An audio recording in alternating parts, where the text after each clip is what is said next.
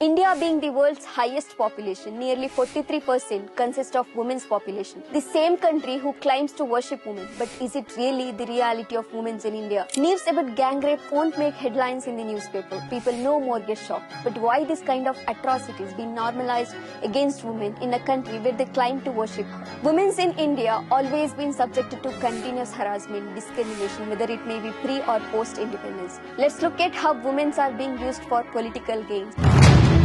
भारत की नारी, उनकी शिक्षा दीक्षा, इस पर हमारा बल होना चाहिए। आर्थिक सामर्थ्य की वो धरोहर उसके पास हो, उस पर हमने बल देना चाहिए, उसकी सुरक्षा पर हमने ध्यान देना चाहिए। The popular Beti Bachao, Beti Padhao campaign. Did this campaign really empower women, or was it just for the sake of political speeches?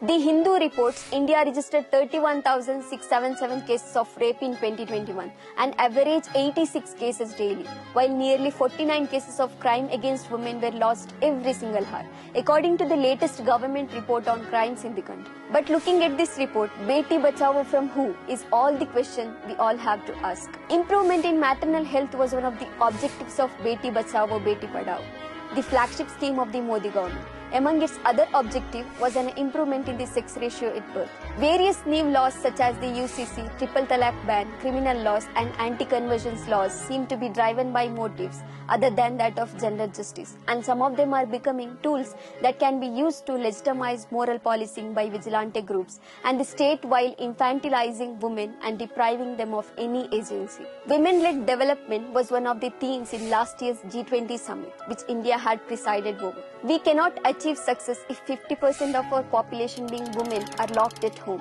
Prime Minister Narendra Modi is quoted as saying in this press release from March 2023. But how much of this is really a concern for the government? After 30 years of independence and the implementation of the constitution, there was nothing much done for the improvement of women's empowerment in India. There was negligence in the field of their healthcare, education, employment, and more on. The political and economical participation of women was very low. The buzzword of human rights has entered our everyday lexicon in contemporary times. From being an endeavor in activism, human rights today is a subject matter of discussion, deliberation, debate, critique, and analysis in the circle of academia, politics, law, and policy making. After all this, women seriously need to know their rights. Unless and until they know their rights, she will always be subjected to continuous harassment.